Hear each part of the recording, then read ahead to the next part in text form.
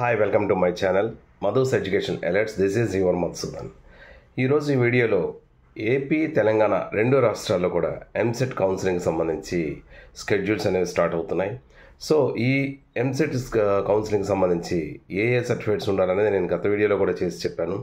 అయితే ఇప్పటికీ చాలామంది కామెంట్ బాక్స్లో ఈ సర్టిఫికేట్ స్టడీ సర్టిఫికేట్ ఎంతవరకు తీసుకోవాలి, స్టడీ సర్టిఫికేట్ కొద్దిగా 6th నుంచి 7th ఉండాలా, 4th నుంచి ఉండాలా, అలాగే ఇన్కమ్ సర్టిఫికేట్ ఎప్పటి నుంచి ఉండాలి, ఏదైనా ఒక సర్టిఫికేట్ ఒకలాగా మిస్ అయితే ఏమవుతుంది, ఇలా రకరకాలుగా క్వశ్చన్స్ చాలామంది డౌట్స్ అడుగుతున్నారు. సో వాళ్ళందరి కోసం ఈ వీడియో మీకు షేర్ చేస్తున్నాను.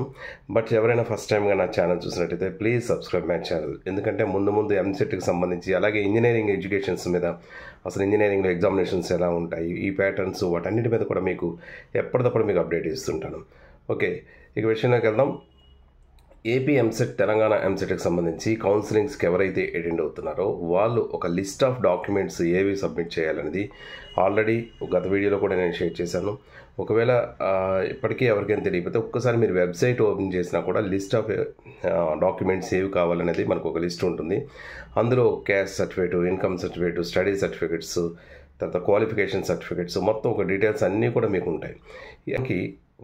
ఈ సర్టిఫికేట్స్ అన్ని మనం రెడీ చేసుకుని మనం సిద్ధం కావాలి. అయితే ఇక్కడ ఒక విషయం గుర్తుపెట్టుకోండి, మనకి ఎంసెట్కి సంబంధించి నేను చాలాసార్లు చెప్తూనే ఉన్నాను, ఈ సంవత్సరం మనకు చాలా సీట్లు పెరిగాయి. లాస్ట్ టైం ర్యాంక్స్తో పోల్చుకోకుండా మీకు ఇప్పుడు ర్యాంక్ కానీ కొద్దిగా పెద్ద ర్యాంక్ వచ్చినా కూడా మీకు మంచి టాప్ కాలేజెస్లో సీట్ ఇచ్చే అవకాశం ఉంటుంది. బట్ ఇక్కడ మీరు చేయాల్సిందంతా ఏంటంటే, ఏ సర్టిఫికేట్స్ అయితే, డాక్యుమెంట్స్ అయితే కౌన్సిలింగ్ సబ్మిట్ చేయమన్నారో ఆ సర్టిఫికేట్స్ అన్నీ కూడా పర్ఫెక్ట్గా రెడీ చేసుకుంటూ కౌన్సిలింగ్ సిద్ధమైపోవాలి. ఇప్పటికీ చాలా టైం ఉంది కాబట్టి సర్టిఫికేట్స్లో ఏ ఒక్కటి కూడా లేకపోయినా కూడా అక్కడ ఏమైనా ఒక కొర్రీ అయితే మీరు టెన్షన్ అవ్వాల్సి వస్తుంది. అలాగే వాళ్ళు మీకు ఎవరైతే చెక్ చేస్తారో కౌన్సిలింగ్లో అధికారి, వెరిఫై చేసినటువంటి అధికారి ఒక్కోసారి వాళ్ళు యాక్సెప్ట్ చేయకపోవచ్చు, చేయొచ్చు. కాబట్టి మీరు అన్ని సర్టిఫికేట్స్ ఫుల్ ఫ్లెడ్జ్గా పెట్టుకొని మీరు రెడీగా ఉంచుకోండి. ఏవైనా తీసుకున్న సర్టిఫికేట్స్ అంటే ఒక 2-3 సెట్స్ జెరాక్స్ కాపీస్ కూడా తీసి ఉంచుకోండి. ఎన్ని సర్టిఫికేట్స్ మీరు రెడీ చేసినా ఒక లిస్ట్ ఆఫ్ డాక్యుమెంట్స్లో ఏదైనా ఒక సర్టిఫికేట్ మీకు అవ్వలేదనుకోండి, సపోజ్ మీకు 7th క్లాస్ స్టడీ సర్టిఫికేట్ లేకపోవచ్చు, లేకపోతే ఒక టీసీ మీ దగ్గర మిస్ అవ్వచ్చు.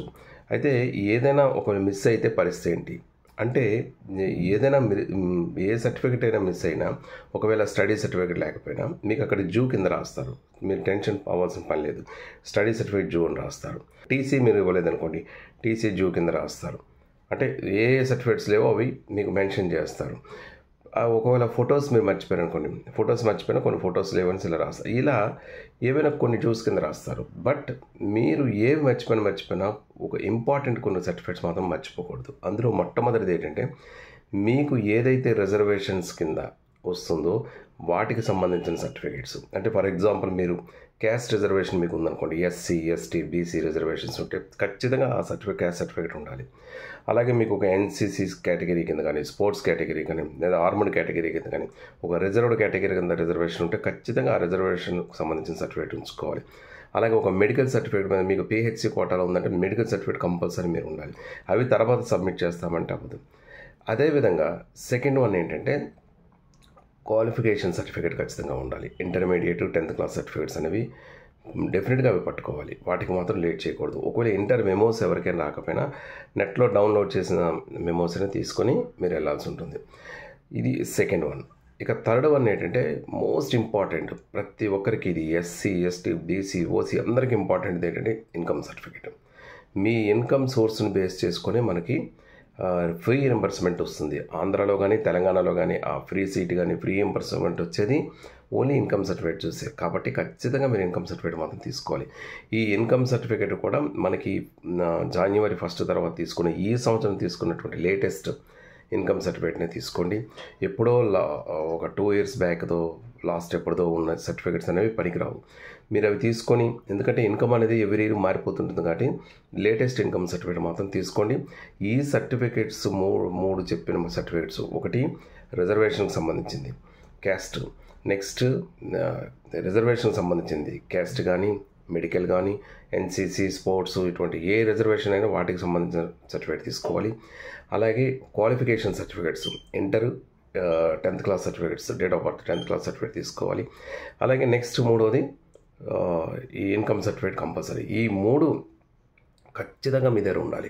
ఎందుకంటే వీటిని బేస్ చేసుకొని మీకు ఫీ రియంబర్స్మెంట్ అనేది ఇవ్వడం అన్నీ కూడా జరుగుతాయి. ఒకవేళ మిగిలిన సర్టిఫికేట్స్ అంటే ఈ 3 ఉండాలి, మిగిలిన ఉండకూడదని కాదు. అన్ని సర్టిఫికేట్స్ మీరు తీసుకునే ఉండాలి. బట్ ఏ కారణం చేత మిస్ అయినా కూడా వీటికి మిగిలిన వాటికి ఎగ్జామ్షన్ ఉంటుంది, కానీ వీటికి ఎగ్జామ్షన్ మాత్రం ఉండదు. కాబట్టి ప్రతి ఒక్కరు కూడా ప్రతి సర్టిఫికేట్ కూడా ముందు నుంచే రెడీ చేసుకోండి. ఎందుకంటే వన్స్ మీరు ఫస్ట్ కౌన్సిలింగ్లో మీరు కానీ ఛాన్స్ మిస్ అయ్యారంటే మళ్ళీ సెకండ్ కౌన్సిలింగ్కి వచ్చేసరికి మీరు అనుకున్న సీట్లు మాత్రం ఉండకపోవచ్చు. సో ఫస్ట్ కౌన్సిలింగ్కి అన్నీ సిద్ధం చేసుకొని రెడీగా ఉండండి. ఇంకా దీనికి సంబంధించి మీకు ఏమైనా డౌట్స్ ఉన్నట్టయితే కామెంట్ బాక్స్లో షేర్ చేయండి. తప్పకుండా నాకు తెలిసిన ఇన్ఫర్మేషన్ ఇస్తాను. Thank you so much for your watching.